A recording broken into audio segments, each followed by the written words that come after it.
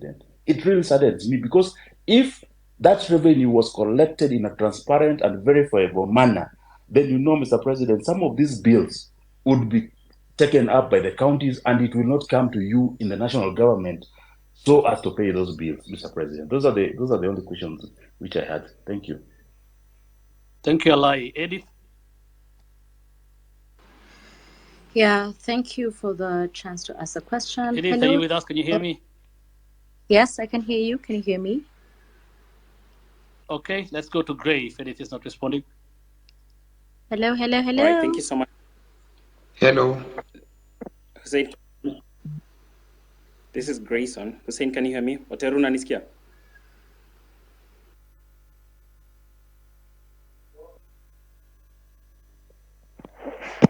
I can hear Eddie and I can hear the other gentleman.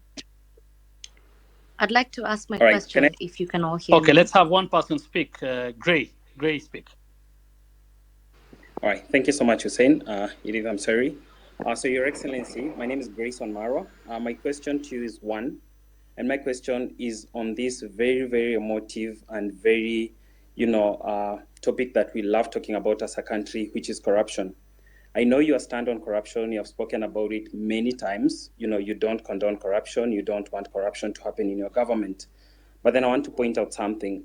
Recently, there was a scandal, with the fertilizer, and the CS was, impeached, or a motion was tabled in the National Assembly by a member of parliament for him to be impeached. But what happened later is that, the same members of parliament from your political party, the UDO party, went ahead and saved this particular cabinet secretary. What does that speak, to your stand regarding corruption? Do you support corruption on one hand, but on the other hand, because he is your CS, these are your members of parliament, they go ahead and flop that motion that was supposed to impeach this particular cabinet secretary? My last question, as a young person, there is a challenge of jobs in this country. But a month ago or so, in the day list, there was a freeze that the public service is not hiring anymore. What are you trying to tell young people? Yet you say each and every day you want to ensure that we give jobs to these young people who go to school but don't have jobs out here. People are, forced to do things that they shouldn't be doing, and they went through the education system. If I can get a response to those two issues, I'd really appreciate it. Thank you.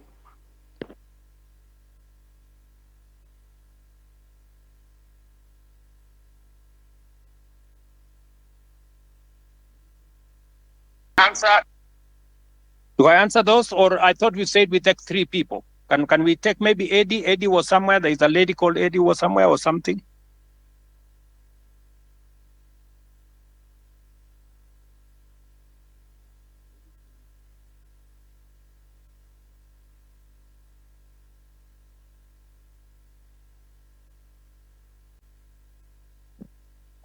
Otero, from my end, I see she's a listener. Maybe you can add her to speak from what I'm able to see on my end. Okay.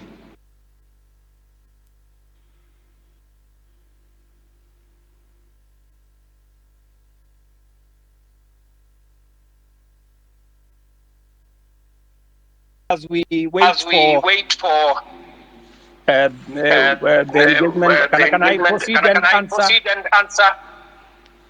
Yes, please. Thank you very much. Alai has mentioned three things.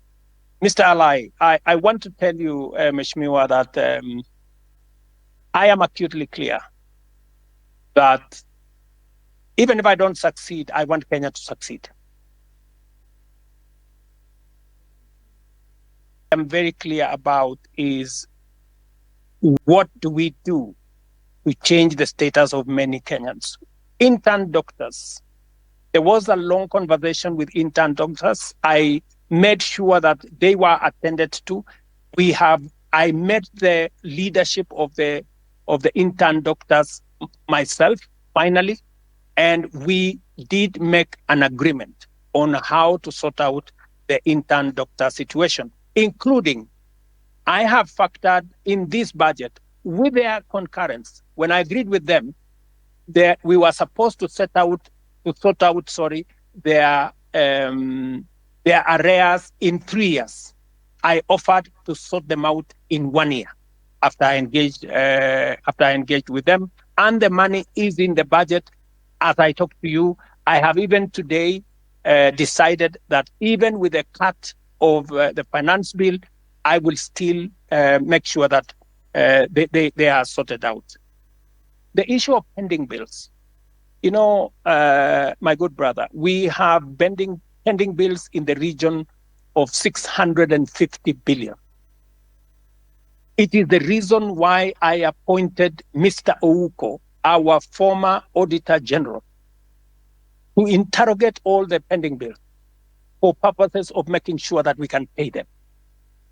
In fact, one of the items that I listed this afternoon, which was also in the budget, is a provision for us to begin the journey to sort out pending bills, because it is crippling businesses of people, it is destroying enterprises of Kenyans because government is not paying. The third thing that you have said about Linda Mama or Linda Jamii and Eduafia, I have done three things. Maybe the explanation. Let me give you just the explanation. Itakata space. On Linda Mama. Am I audible? Yes, you are, Mr. President. Sorry about that. What we are doing is, under our universal health coverage, I promise the people of Kenya that we need to ensure that we don't leave other Kenyans behind. Under our universal health coverage, in which this year we now have a budget for it, we are going to scale up the benefits of Linda Mama. That is why we have brought it, we have scaled it up into universal health coverage. We want it to reach more Kenyans. That's number one. Number two, we want to enhance the benefits. The benefits were 2,500 for women giving birth in hospital, in smaller hospitals, 5,000, and maximum of 17,000. We have now changed that. From 2,500, we have moved the benefit to 11,000. And we have moved the upper benefit to 32,000. That is not a derogation. That is an upgrading of Linda Mama. Number two, Eduafia.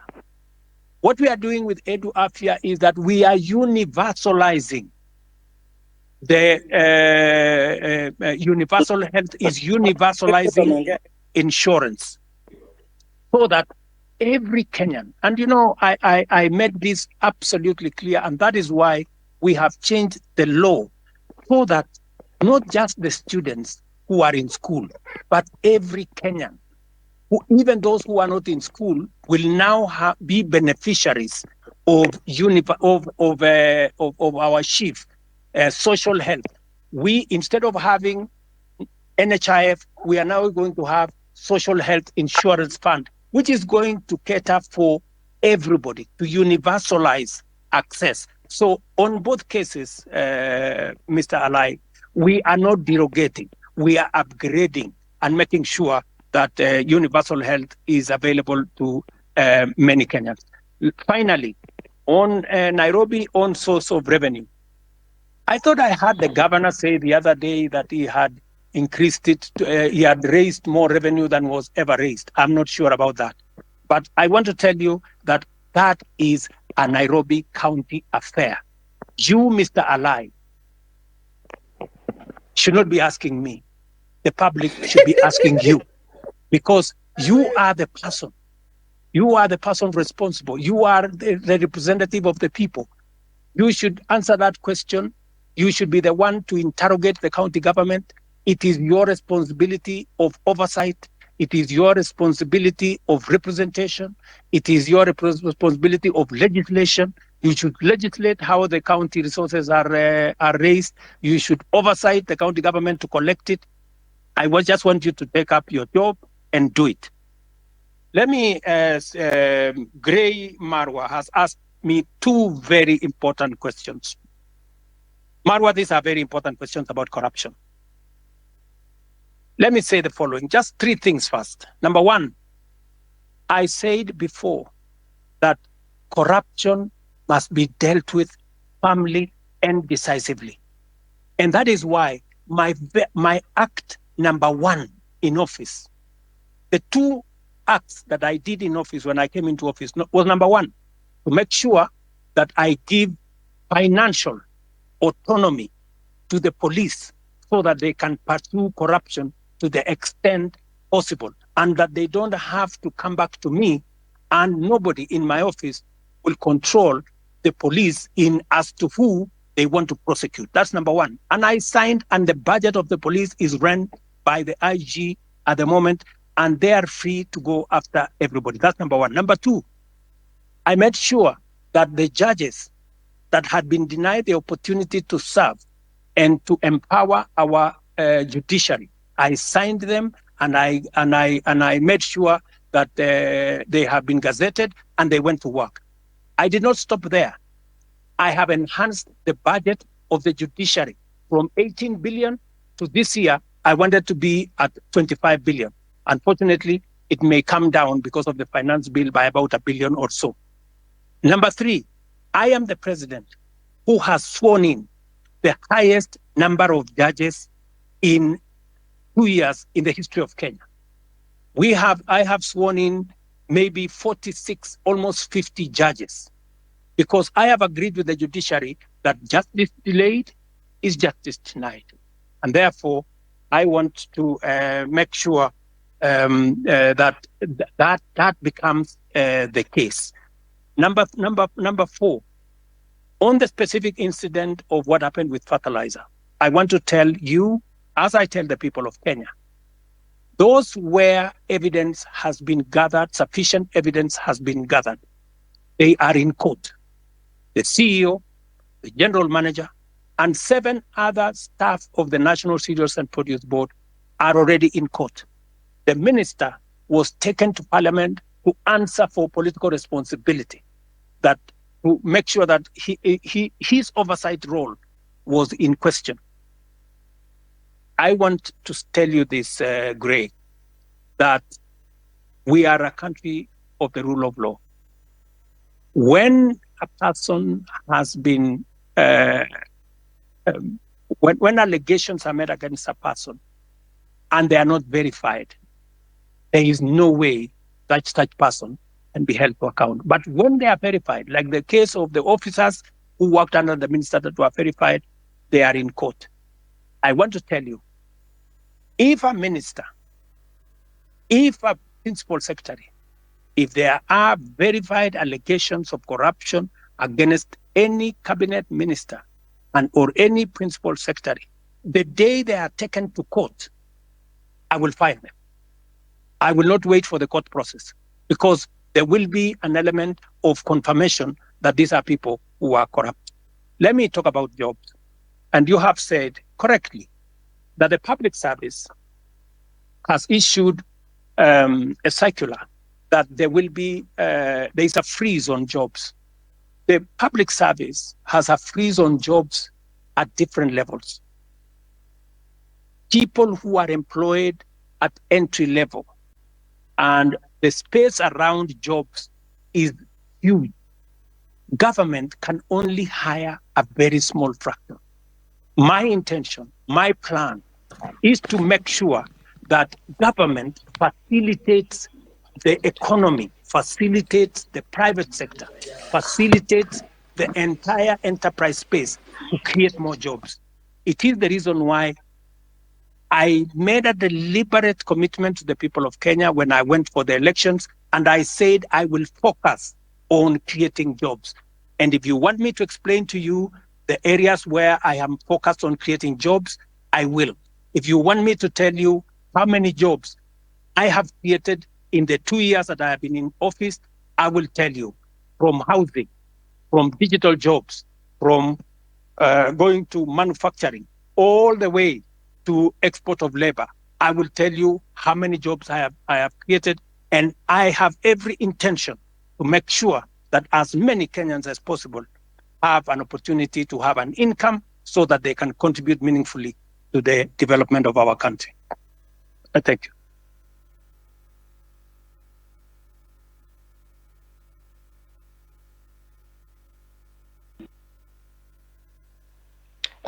you. Thank you very much for this chance to maybe ask some few questions to the president.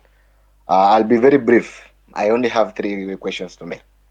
One, Mr. President, is that, like most of the people have said, is that your government is full of lies.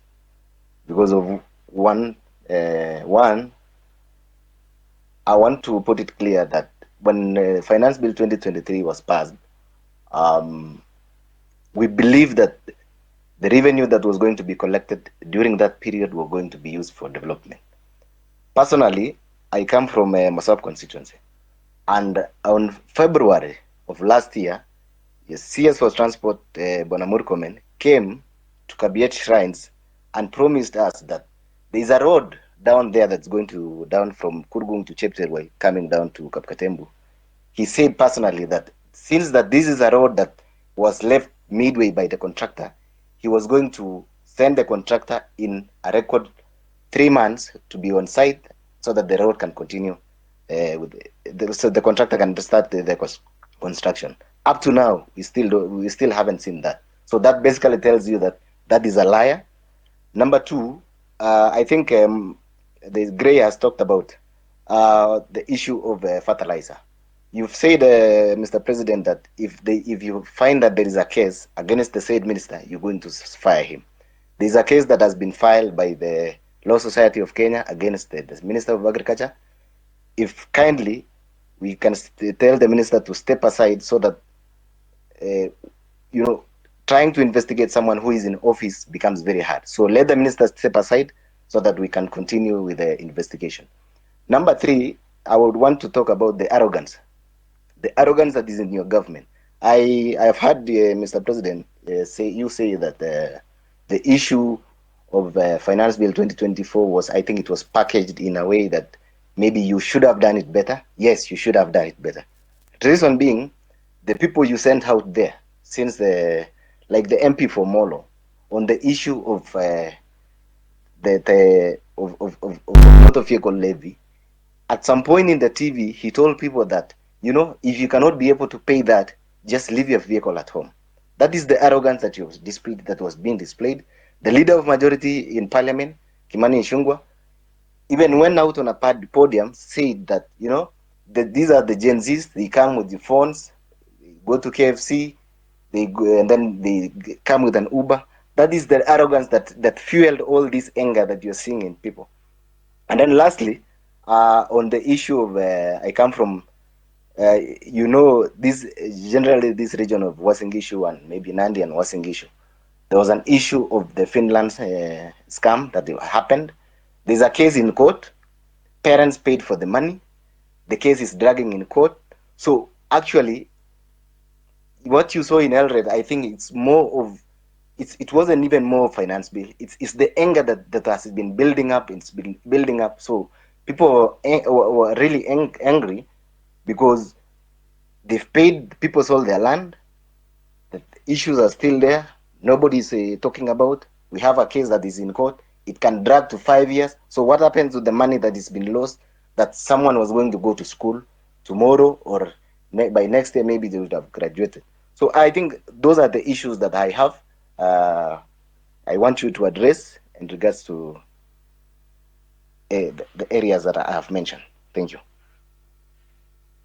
Wakili Saroni can speak.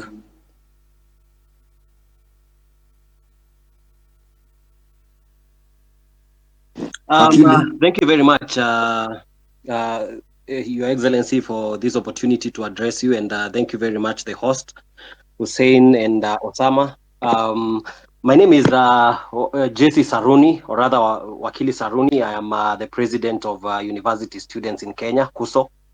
And Your Excellency, I have a few concerns.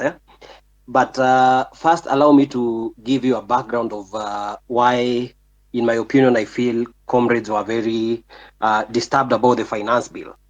Your Excellency, if you look at the finance bill 2023-2024, it introduced housing levy at around 3%, which was to be redeemable. However, during public participation, the people, most of the people, including comrades, said that we can start at 1.5%. But without communication, the parliament went ahead and reviewed and made it to be 1.5%, but they removed the clause that allowed people to redeem the savings after they retire. Your Excellency, I would wish to hear from you whether it can be reverted so that this can be redeemable. But as I continue, Your Excellency, I was part of your team during the campaign, and one of the things that we were saying during the campaign, because I actively campaigned using the Kenya Kwanza manifesto, was the 30% of appointments of youth in different positions, and including a youth advisor to the cabinet. However, Your Excellency, currently we have an advisor to the cabinet on women affairs, but we do not have an advisor to the cabinet on youth affairs. I was concerned whether this was deliberately left out, or I was just a little bit concerned with that. Your Excellency, another key concern that affects comrades, around 6,000 graduates went through diploma in law, and this is in regard to career progression. So they did their diploma in law, and they proceeded to do their degree in law. Your Excellency, before 2014, everyone who did their diploma and did their degree in law were able to proceed to the Kenya School of Law for the ATP Advocates Training Program. But the laws were changed in 2014, and this affects around 6,000 university students who are working in law firms and getting underpaid. And I am happy to see that the president of LSK, who is very passionate about issues of youth, is also here. Your Excellency, there is an amendment bill in Parliament that is on the Speaker's desk and has stayed for so long. Your Excellency, this is something that is under the office of the Attorney General. And with the indulgence of the Attorney General, I believe this thing can be, we can find an approach where this thing can be addressed, of course, through the office of the Attorney General, so that these comrades can stop the suffering. They are not able to proceed to self-actualization, because most of them would want to become advocates of the High Court, but they are not able due to that change in the Act of Parliament. Your Excellency, another concern is on students and youth leadership. Wakili, I really hate to do this, but please, we've only gone through 5 questions. I think there are so many people on attack. Okay, just one more. Kindly, we agreed. Yeah, please, kindly. Okay. Your Excellency, in regards to university students and youth leadership, you can see that we have the National Youth Council, which is constituted. It's supposed to hold elections. And I feel, Your Excellency, the youth feel that they have not been able for a long time to represent their grievances, because they are not able to elect their leaders directly. And this goes back even to the University Amendment Act, which introduced the delegate system, which I feel that the universities have found a way to maneuver so that they make sure that the students who are elected are students who they can be able to maneuver and manipulate. Your Excellency, finally, on the issue of branding, the projects that our members of parliament and all other people has the aspect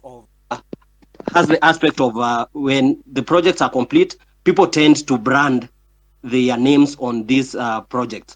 Your Excellency, these projects are financed by taxpayers, and it is the request of the young people and the youth that when it comes to branding, we would rather have these projects branded that they have been financed by the Kenyan taxpayer. I will leave it at that, Your Excellency, and thank you very much. But of course, there is the issue of mental health. I appreciate we cannot exhaust all these things in one sitting, but I'm looking forward to more engagements in other platforms. Thank you very much, and I'll leave it at that. Thank you. The final question of the 3 ex-councillor. Good evening, everyone. You can hear me? Yes, please go ahead. My first request to the host and the co-host, please do not give the elected people the chance to speak, one of them a lie and me. You can hear me, Osama? Can we save Yes, the time? go ahead. Go ahead. Elected MPs, any elected official should not take this chance apart from the president. So thank you very much for the time. I have two things. More, I don't want to repeat a lot of things I've In the said because meantime, the I just want president have a to pile of address the questions president. already. Number one. Mr. President, si tulikuwa Number kujua one. huyu askari amekuwa akiwa watu kwa maandamano atashukua siku gani? Kwa vile amekuwa kirom freely Osama tangu kidogo. last month, amekuwa tu all over the city. Tulikuwa tunataka kujua atashukua siku gani, kwa vile ilikuwa inasemekana amekuwa hivyo tangu kitambo na sio wa kwanza. We just need answers about him. Thank you. Okay, he will answer. He will answer that. Plus, Councillor. Councillor, finish, please. Thank you. Yeah, my question is to the president.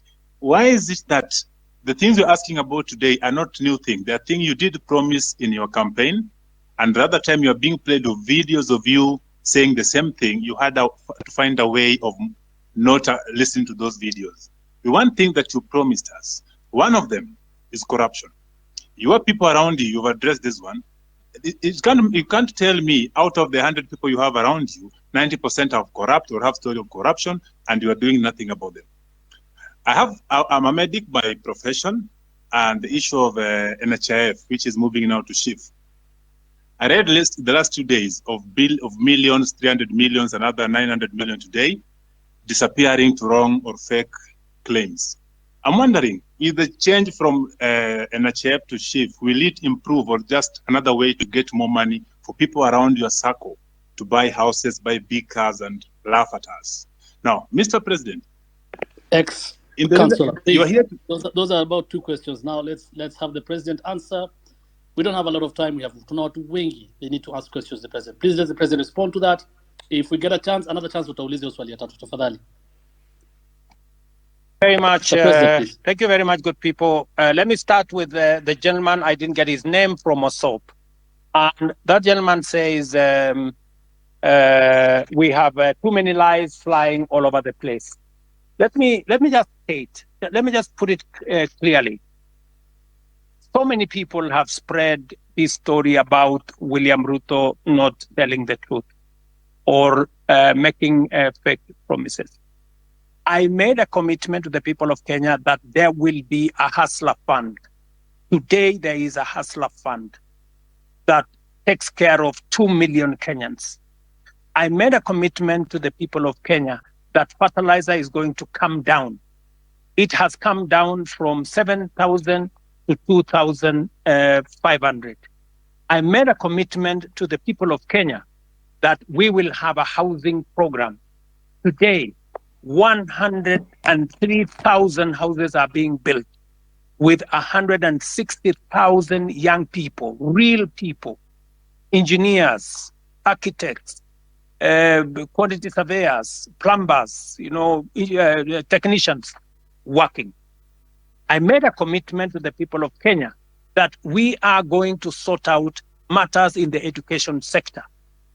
Today, we have hired the highest number of teachers in Kenyan history in one time, 56,000 teachers. I made a commitment that I am going to sort out the mess that was in our universities. Today, ask any vice chancellor. With our new funding model, we have sorted out the challenge that was there in our universities. Today, lecturers are being paid. No university today is about to close down. When I came into office, most universities were teetering on being closed because of debts. I made a commitment to the people of Kenya that I am going to implement universal health coverage. Today, as I talk to you, we have 100,000 community health promoters in every village in Kenya that I pay, that I have equipped to begin the journey towards universal health coverage. As I talk to you today, there are 4 pieces of legislation that we have implemented, that we have enacted to actualize universal health coverage. I can go on, and I can tell you, every commitment that I made, I said I am going to appoint the judges that were not there, I did. I said I'm going to operationalize the fund for the police, independent police, I did. I said I am going to enhance the budget of the judiciary, I did. You know, when people want to conveniently say a few things that propagate a certain narrative, it is easy. But let me leave that there. Let me go back to your the Mosop Kurgung story. I want to tell you, my good brother, we have stalled roads in Kenya. In fact, the budget, the debt we have on roads is 910 billion, because we rolled out a program that we didn't have money to do. It is what is troubling me now. It is why many people are asking me, why are you outside the country? I went to China, for example, and I got 40 billion shillings to do at least 8 roads that were stalled. I have come back from the US, and we have had a consultation, and we are getting money to be able to roll out some of our roads, courtesy of concessional funding from the World Bank.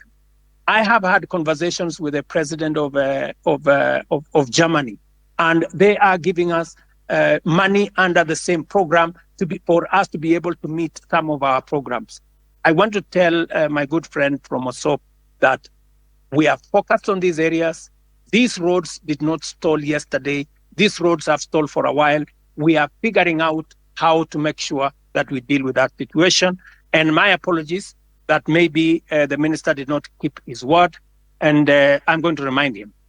Let me do the following. On fertilizer, I want to agree with you on this subject of fertilizer first. Let me say this. Fertilizer has made a very big difference in Kenya.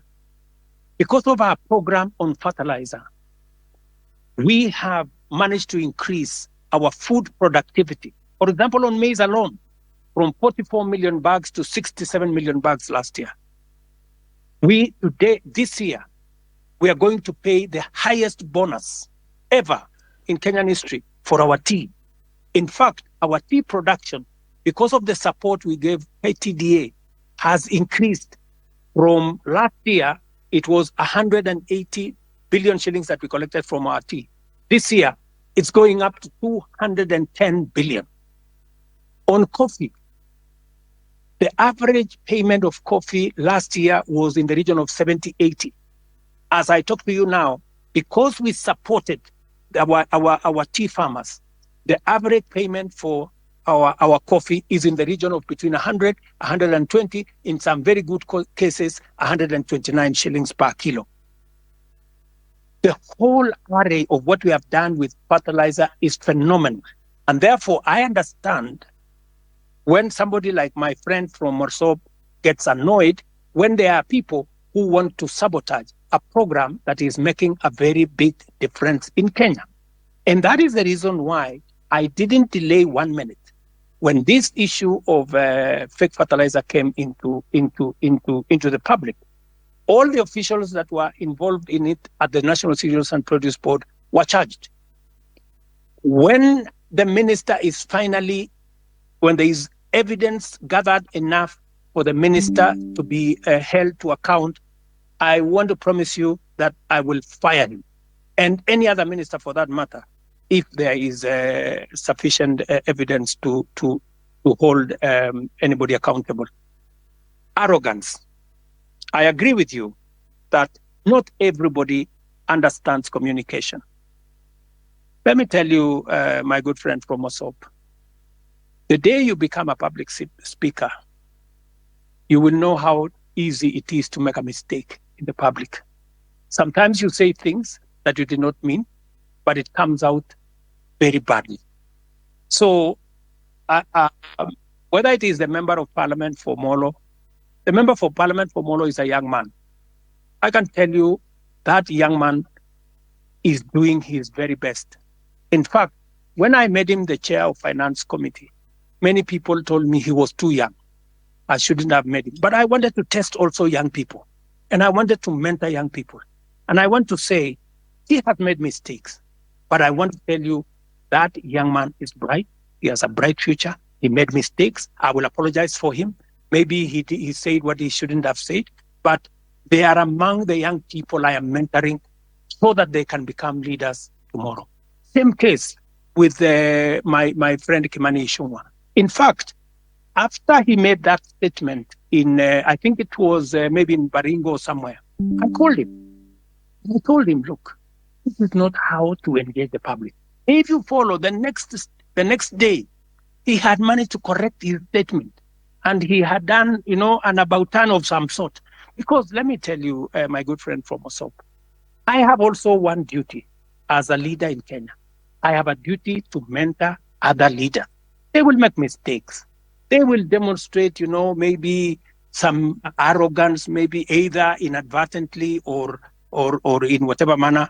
But partly, it's because of inexperience, partly because of not a fair understanding of things. But I sometimes will want to take responsibility because these are members of my team, and I will correct them. Let me also say about what you said about the Finland story in Eldoret. It is really unfortunate that people sold property, land, livestock for their children to go to Finland. I wish I could go to court and tell the court to jail these people.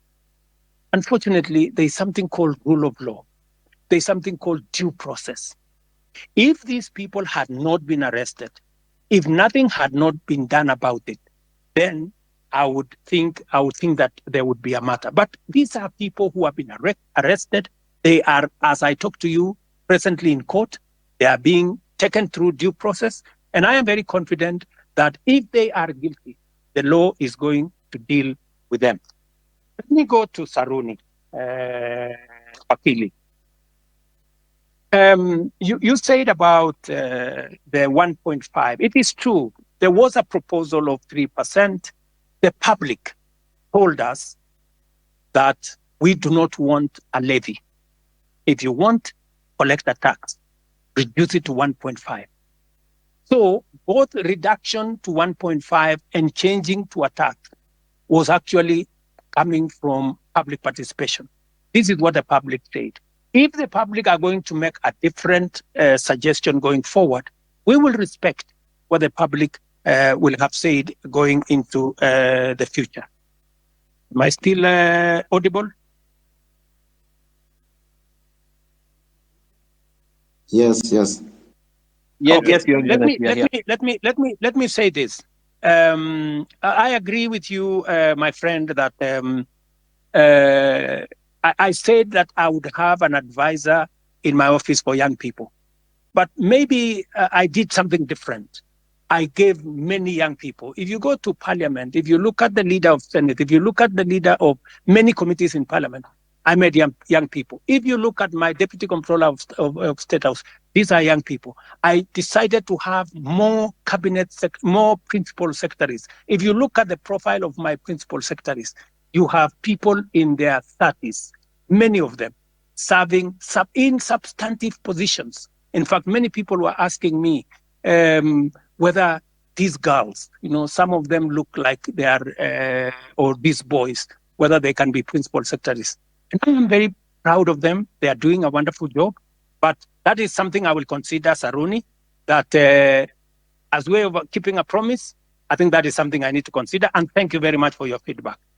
Let me also say on the matter of the law that is bringing problems to 6,000 diploma law students who, because of a law in 2014, I will take it up with the AG. Ordinarily, professional organizations like the legal fraternity are normally regulated by professional bodies like the LSK and all the others. If we get a recommendation from the LSK to the Attorney General, I will be able to facilitate and make sure that we don't enfranchise 6,000 people in Kenya who have undergone training and who need to practice law in the way they want to do. I agree with you that there has been a problem with the Kenya Youth Council. We need to deal with it. And I have told Ababu Namwamba, my minister for young people, to look at whether we have the right forum. The problem with the Youth Council, it has always looked like it is a government agency. We want to make sure that it doesn't look like a government corporation or a government agency. We want it to be a young people's organization in a way that government influence and government intervention is limited, so that the young people can speak for themselves. I would welcome ideas, Saruni, from university leadership on how we can make the youth council better, more democratic, and more representative of the young people. I couldn't agree with you more on this branding issue. I see faces of people all over the place on government projects that have been done. I think it is made to look like they did it with their own money. I agree with you that this branding, if it costs public money, it should stop. And it is feedback that I am going to take in to see to it that no public money is used to paint people's photo on government projects. Let me answer ex-councillor. I'm told he's ex-councillor, but he's also a doctor. This is good. I didn't know that an ex-councillor, a doctor can be an ex-councillor, but that is good. He has asked me about the NHIF and the transition to shift. Let me tell my brother, I didn't get his name, that the reason why we are shifting from NHIF to shift is because NHIF is limited. NHIF only captures a small section of our society. It is my intention, as I made a commitment to the public, that every Kenyan must have two things: must have access to healthcare and must have access to health insurance. We must make sure that those people, even those who cannot afford NHIF, because there are many people who cannot afford the 500 we are paying at the moment. And that is why we have brought in a means testing system, so that the people who cannot afford the 500, we have now reduced it to 300 under the new program. And even those who cannot afford 300, the government of Kenya is going to pay for them, so that no Kenyan will go to hospital, whether they are suffering from hypertension or cancer or diabetes or whatever. Either they get treatment because level 1, 2, and 3 are free, or they can go to a referral hospital and there is an insurance system through SHIFT, that's a social insurance that is going to make sure that their bills are paid. So, and let me tell you, one very important addition to this program is the digital health platform. The biggest problem we have had in NHIF is the digitization process. We lose a lot of money because of collusion between hospitals and staff at NHIF. In fact, you saw in the public media that there are hospitals that have more accountants than medical officers, because they are gaming the system. We have now standardized all tariffs. There is no way you can be treated by malaria in one hospital and you pay 1,000, and treated for malaria in another hospital and pay 100. We have standardized, whether it is public, whether it is private hospital, we have now standardized treatment. That is what happens world over in countries that understand how to manage matters health. So this is a comprehensive program.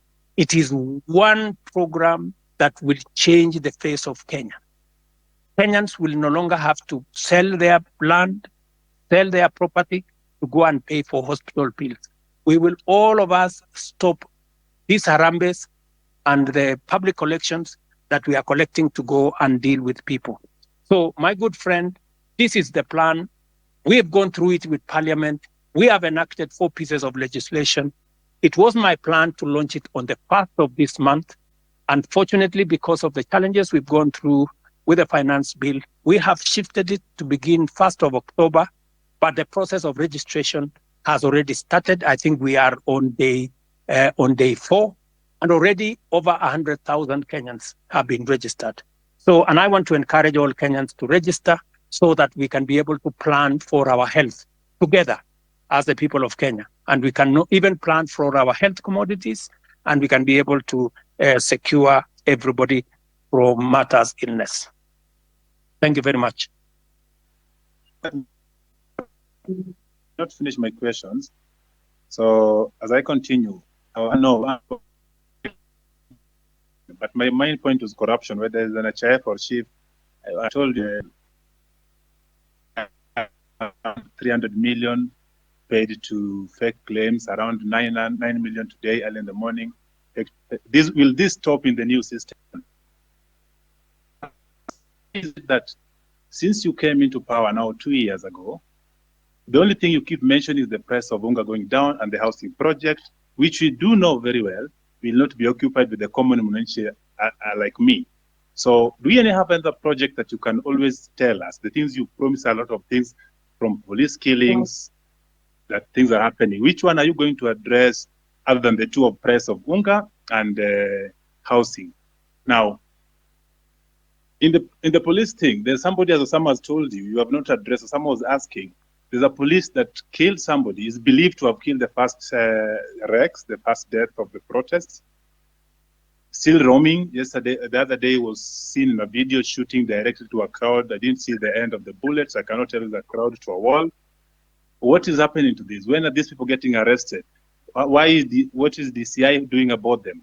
Why is it that the nobodies are getting arrested, arraigned in court in very few days, but then the big boys are just sitting somewhere eating our taxes? What are you doing about them? What is your direction to address this issue? Thank you. So, and also, if you notice something in the pattern, there are the last Mandamano, the recent one that was full of goons. How come the first four, there were no this violence, but then there is the last one with coffin in town and police entertaining these people dropping the coffin from the lorry, as well as seen packing them back in the lorry in the evening. It's clear that somebody was behind this, and the police could not touch the very people that were doing this. But when it was another person with a phone and a bottle of water, they get shot, they get tear gassed. What is happening? Why do you speak A and do C? What instruction are you giving to the police? Yesterday I saw that you are praising the police for having done a good job professionally. Well, people died. What are we praising here? What Kenya are we looking at? So can we just match the word with the action? We've been talking too much. We see you on TV every day. Now we're on space. When are we getting to see action? Let me give space for other people. Thank you.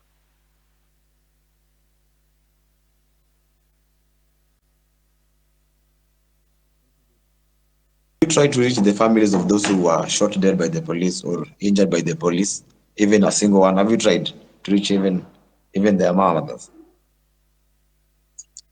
Thank you very much. Let me just speak to two of the things that you have. Yes, I have tried to reach out to Kennedy Onyango's mother, Jessica Onyango, and in fact, I am scheduled to engage with them. I have already sent a message, and they were not available, but they know that I have been looking for them, and I will be speaking to them shortly. On the matter of this rogue police officer that you say is roaming, that is something that I would want to get exact details of who this is, and I can tell you that we will apprehend him and deal with him in accordance with the law. But let me answer also what my friend... We'll send you video and pictures. Pardon? Pardon? If you're having a difficult locating the police, we have videos and pictures of them. Okay. So that should be easy. Please forward the picture and photos to me, to Hussein, my spokesman here, and also I would appreciate if you can send it to also my inbox if you can, or if you can send it to the Independent Police Oversight Authority. We will deal with it. But let me also respond to you about matters corruption. I want to promise you that part of the pushback we had on implementing our universal health coverage is because of corruption. Very many corrupt people who are gaming NHIF were against what we were doing. That is why they went to every court available, trying to sabotage this program, because they know that they will be out of business once we roll out this program, because there will be no room for them to hide. It is also the reason why, my good friend, I am digitizing government services, because I want to reduce the interaction between Kenyans and officers who sometimes ask for bribes left, right, and center. I want Kenyans to access public service from the comfort of their offices or their phones or their homes. But let me speak to the subject of corruption in that matter. Number one, we will operate a digital system through and through, whether it is with KEMSA, we are digitizing KEMSA, we are digitizing commodity distribution, we are digitizing matters to do with the all health hospitals. In fact, the program that is going on now, we have grouped hospitals into PCNs, where we are grouping a number of hospitals into one PCN in every sub-county, so that we can identify where these hospitals are, and we are working with the counties. I know you have said that the only thing I talk about is unga and housing. Let me also tell you, the whole housing plan is not just about houses, my brother. It is about real people, real jobs. Jobs in our industries that manufacture cement, jobs in our industries that manufacture steel, jobs in our industries that manufacture clinker, jobs, engineers, architects, accountants, HR managers, and many people who are working in that ecosystem. And beyond that, let me also tell you, my manifesto is a 5-year manifesto. What what I am doing now is a cut. There will be an exam in 5 years. And I will tell you, when I do the exam in 5 years, you will see the results. Number two, beyond what I am doing on the space of jobs around housing, I am actively doing a big program on digital jobs. I was in Ruiru the other day, launching with CCI a digital hub that is hiring, as I talk to you today, 5,000 Kenyans in Ruiru. I challenge you, you can go to Ruiru tomorrow to CCI, you will find them working. And they are not the only ones. We have 140,000 Kenyans today who are working in different parts of Kenya, in TVETs, in ICT hubs, who are not working before I came to office. Today they are working because I have a very clear plan on digital jobs. When I talked in my manifesto about digital superhighway, it was not a write-up. It was not an essay. It was something that I intended to implement. As I talk to you, we are rolling out fiber optic using our power lines across Kenya. And in this year's budget, I had set money to work with the constituencies, with members of parliament, to make sure that there is an ICT hub in every ward in Kenya, where young people in ordinary places in every ward can have access to the internet, to computers, and to make sure that these young people are trained and they can have access to a digital platform where they can work. As I talk to you, listen to me carefully, 149 to be exact, 1,000 young people who you can contact today are monetizing their talent on the digital platform, working under the program that I have set up. So it is not just housing. It is not digital jobs only. Let me also tell you, today, because of the program that I have rolled out on matters to do with export of our labor, as I talk to you, last year, 120,000 Kenyans went to work abroad in different countries.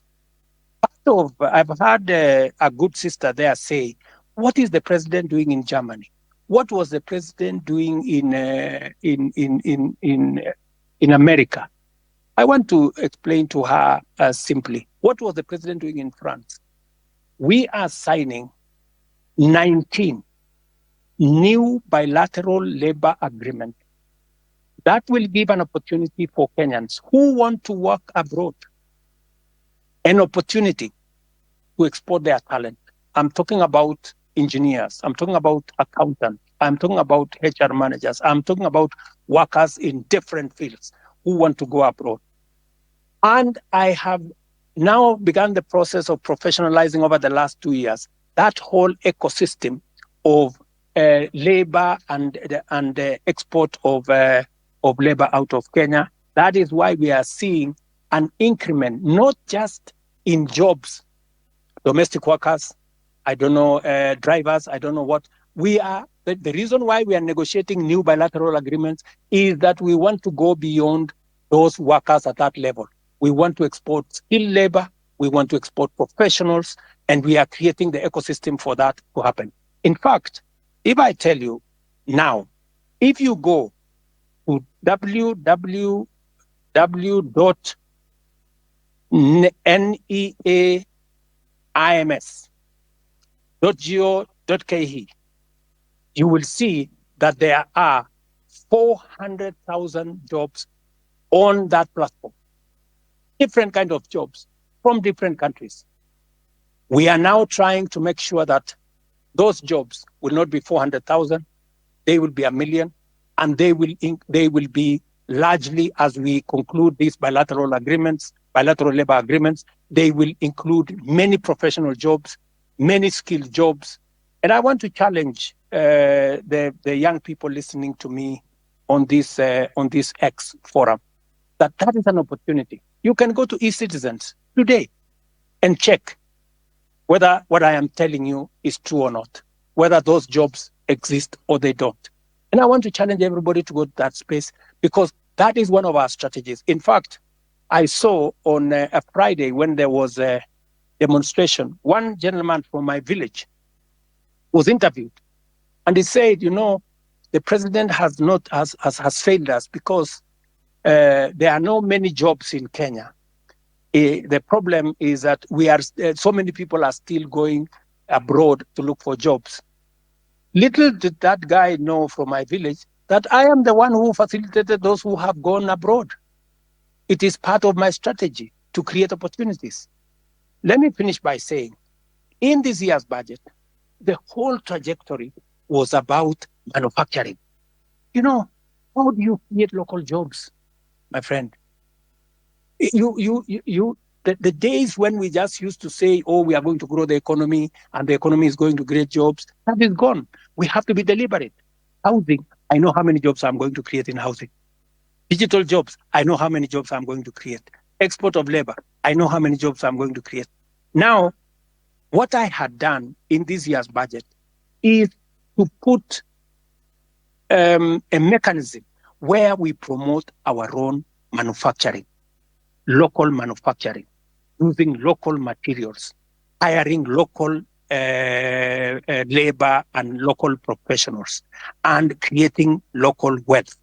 There is absolutely absolutely no way we are going to grow jobs in Kenya by making Kenya a supermarket for other countries, by making Kenya an importer of everything.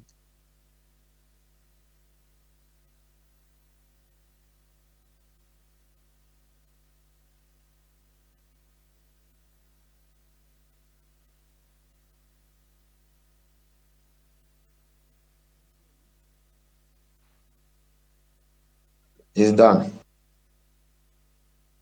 Omondi. Okay, one last question before I give somebody the mic. I'm seeing several questions flowing to me. It's also mine.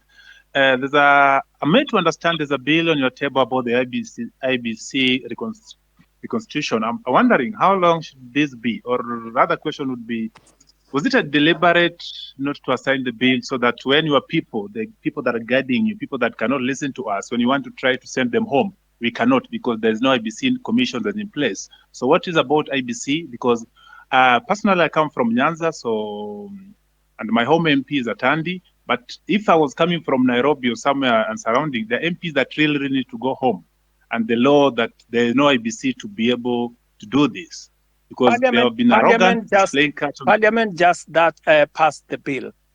It has found its way to my office. And I want to tell you, I will be expeditious. It will not go beyond Tuesday, and the bill will be signed and gazetted so that we can proceed with the process. I am just keeping it within the law. Thank you. Thank you.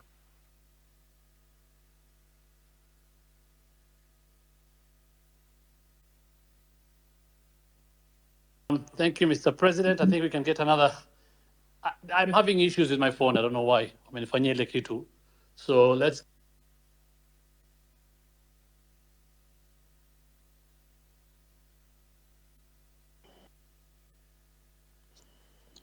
Can you hear me? Osama, can you hear me?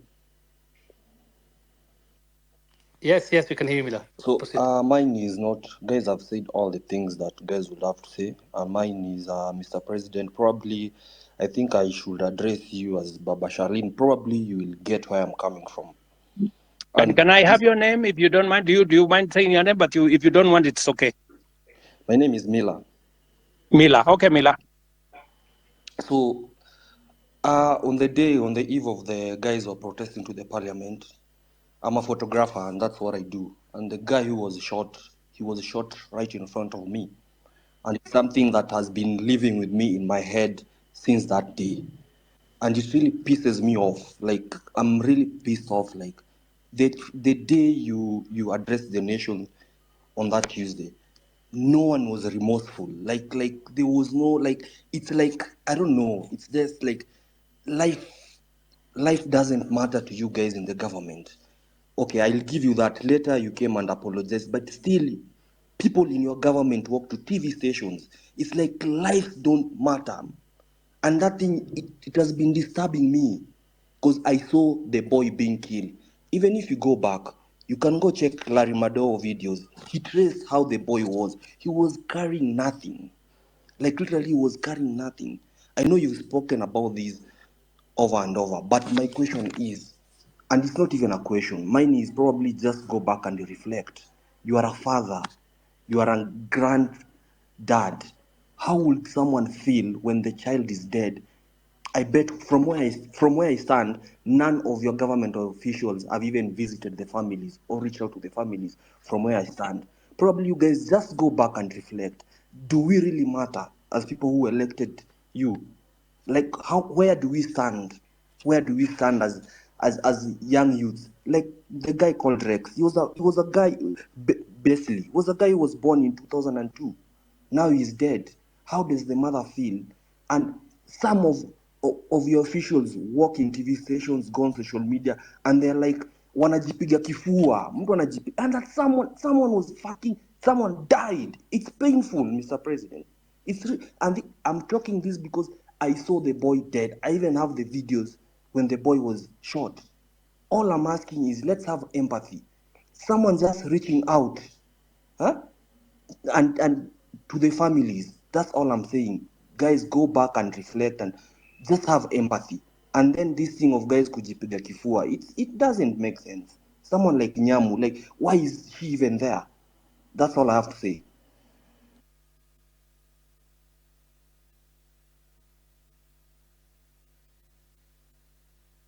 So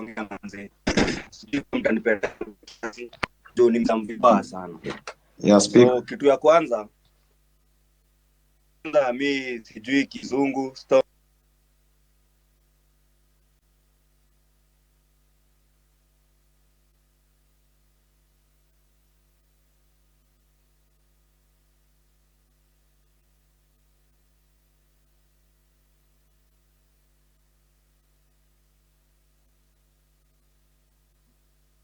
Sikia.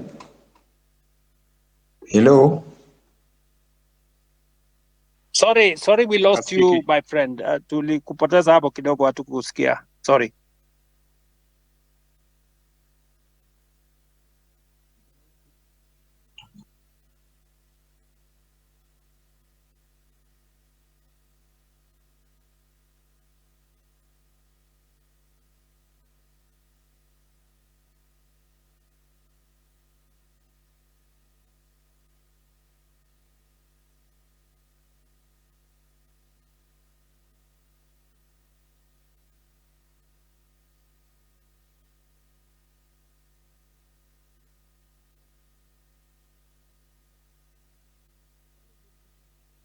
Whether are we still online? I don't know whether, are we there?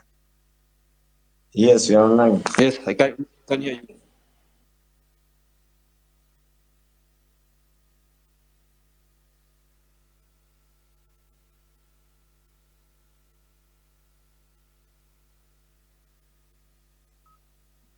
Can we go on?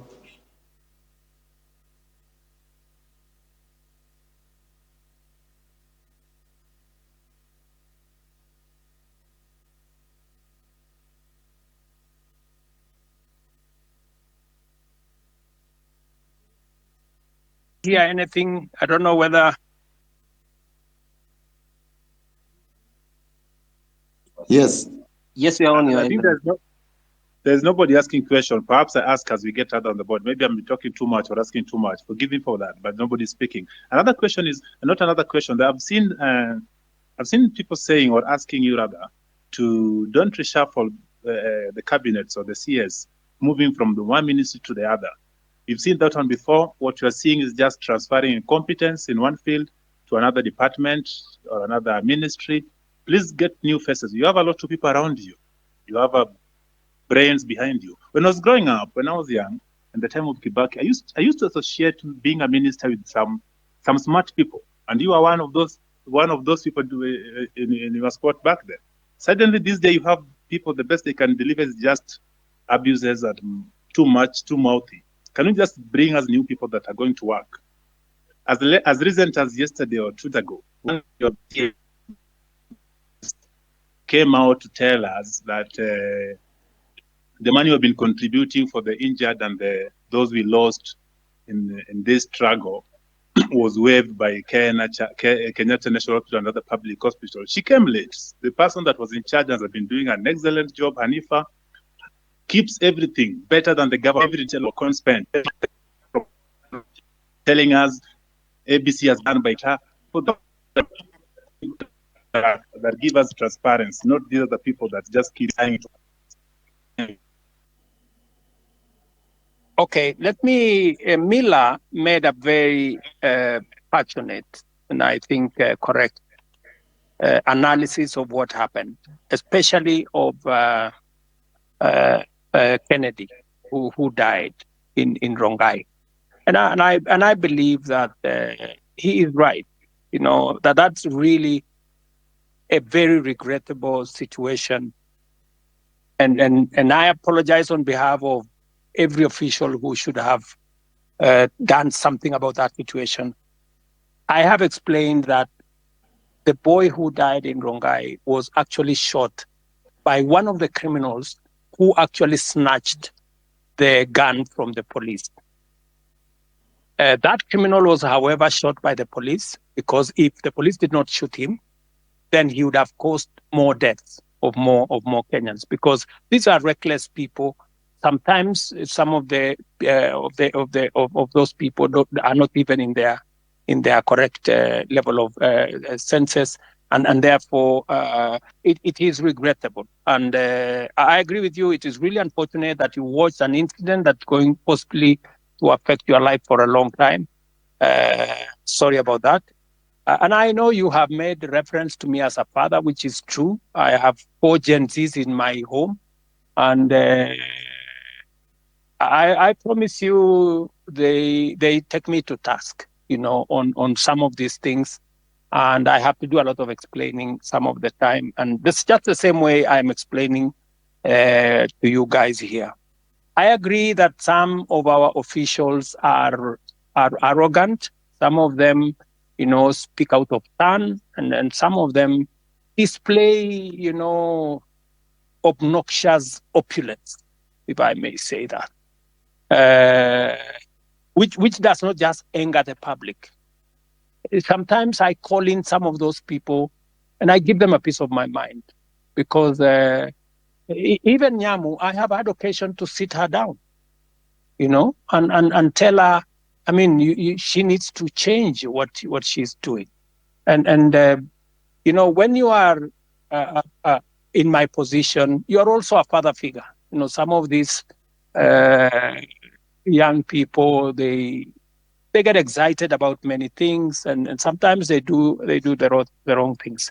And I want to tell you that I know somebody here mentioned Karen Nyamu. Karen Nyamu is a girl I've had to sit her down sometimes and tell her, look, she needs to do things differently. So I agree with you that, but I have also undertaken, I have said, I know what is cutting, I know what's going on, and I have promised that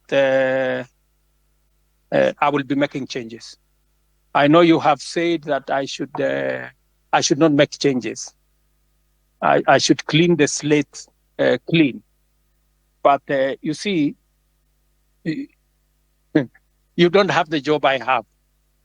And there are many things that I have to do to be able to get things done. And it's quite something. But I have had you, and I have had the many Kenyans who have talked on this platform, and I'm very happy that we are having this conversation on X.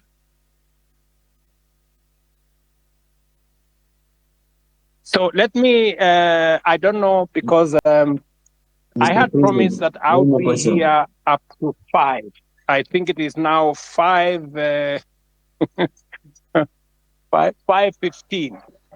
And I have another assignment with our Olympics team that are coming to you. I have a bunch of wonderful Kenyans who are going to represent us in Paris. They are sitting somewhere outside my office. And with a lot of respect, I want to say to all the people who have asked me the very important questions, very Mr. difficult President, questions. I have a final remark before you go. Is Kioti speaking here? Okay. Okay, Mr. President, before you continue, I'm Marvin Mabonga. I come from Kimilili constituency in Bungoma County. So, Mr. President, before you go, I want to let you know that in your cabinet, currently we are having so many incompetent cabinet secretaries. For instance, let me give you an example of your friend, Kipchumba Murkomen. Kipchumba Murkomen did law. He has never been in any law firm in this country. He has never won any case. But currently, he's heading the Ministry for Road and Transport. My question is, between, like, where is the conjunction between the Ministry of Transport and a lawyer? In that department, you should be putting there a person who has done even civil engineering, who knows so much about construction. Lastly, the Minister for Agriculture, that person, he even doesn't have a bachelor's. We all know this information. We have the government's website and we Google, we see this information. So, Mr. President, if you are going to give us those people who are incompetent, we need to make sure then we are totally doomed. You know, when we elected you as the president, normally they say, you set a thief to catch a thief. But this time round, when we elected you, Mr. President, that you can help us now catch those people who are corrupting this nation, you're just there laughing with them. Look at Oscar Sudi. He's flaunting with 20 million in a bag in a public forum. I'm even told that there is one of the cabinet minister who was caught in Dubai with 20 million cash, and you actually came through him, so he wasn't taken to a court somewhere or arrested you know that, Mr. President. Personally, where I sit, I want to pay my rent by 10th. But because I finished campus, I don't have any job anywhere. I'm just here in the city seated. I will not be able to pay that rent because you promised to give us the jobs. But when we elected you, you are now telling us that in the next 1 year, we are not going to employ the youth. Mr. President, do you think that one is not a lie? Lastly, the other day you said, when you were questioned about the boy who was shot, you didn't know whether he was alive or dead. But now you know that the person who shot that boy is not the police officer. Mr. President, do you think that is a reality? That one is not a reality. I'm very angered person because every time we get to those public offices, we are treated like trash. And that's why the other day I was even on the forefront. You can watch the videos. I was on the forefront in those protests to demand for my right. And now here, Mr. President, you are just taking us through the corners. You are not even going straight to the point. Kindly go straight to the point. When you are asked about the person who is corrupt, you say this person is corrupt. He has been working with millions of money. Tell us Omanga bought 60 with 50 million a vehicle which he is flaunting now on social media. Apart from that, tell us that this fertilizer was fake, even as much as it was dropped from 7,000 to 2,000, it is full of soil. So why are we playing games with the public money, with the money that our mothers and fathers are going through sweat to get it, Mr. President? Wherever we are not happy. And of course, if these things are going to happen this way, then come 2027, we are going to come out in large numbers, Mr. President. We'll take votes and we'll take those people home, including you. If at all you're not going to fight for our own rights as your people in this nation. Thank you so much. I'm very angered, Mr. President. Thank you. Thank you, my friend Martin. I understand your anger, and you are perfectly in order to be angry because the situation where you're out of university without a job is something that I have lived through myself. In fact, when I finished university, I did not get a job until I was elected as a member of parliament. But that's not for another day. But let me tell Martin that next week, for example, as part of our housing program, just hold on. As part of our housing program, we will be hiring 3,600 professionals like yourself. I want to challenge you, Martin.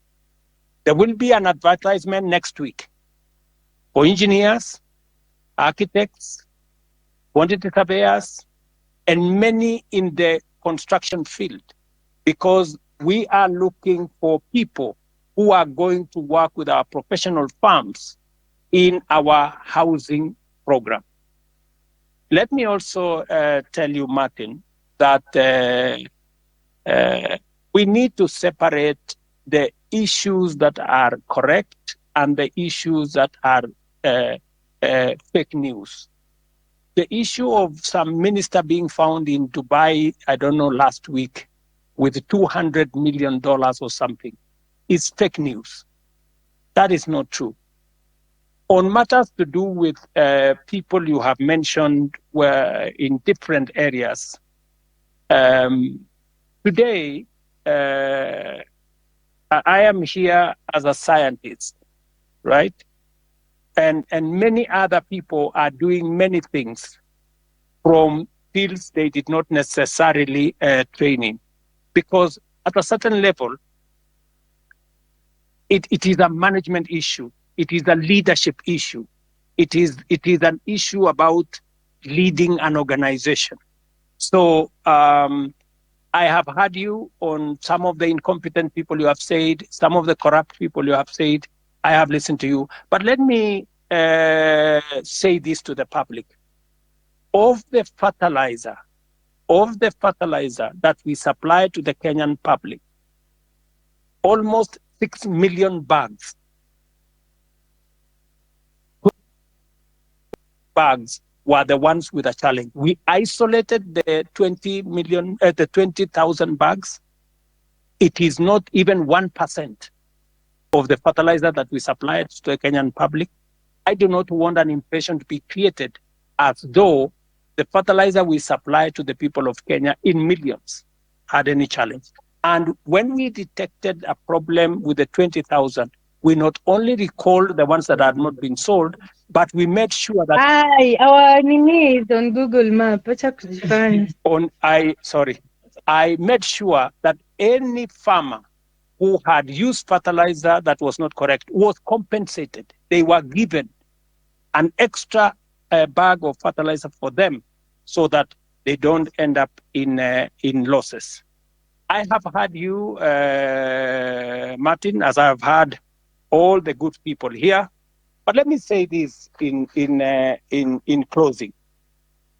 This feedback is very close, bado mimi sijaongea. Please, can I also have an opportunity to speak, Mr. President, before you finish? Acha kwanza niongee wewe Janet. If you can be kitu ya kwanza if you can be brief, if you can be brief, so that yeah, I am brief. I am talking in Kiswahili ndio uelewe haraka haraka. Ndio. Kitu ya kwanza Order guys.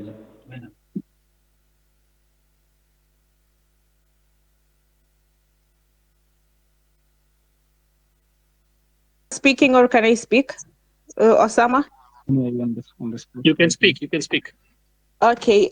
First of all, good evening, Mr. President and everyone here. Good evening, my dear. Okay. So my name is Jeanette Brenda, and I don't have any questions because I feel like the people have asked questions before, umewapeleka around and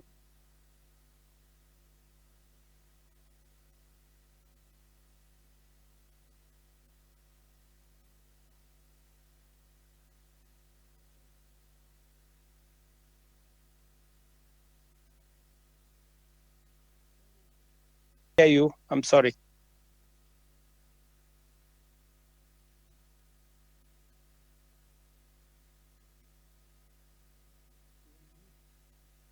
Maybe we'll get one more, then the president closes. There was one more person who really wanted to speak. Now, if I may, you go ahead, please.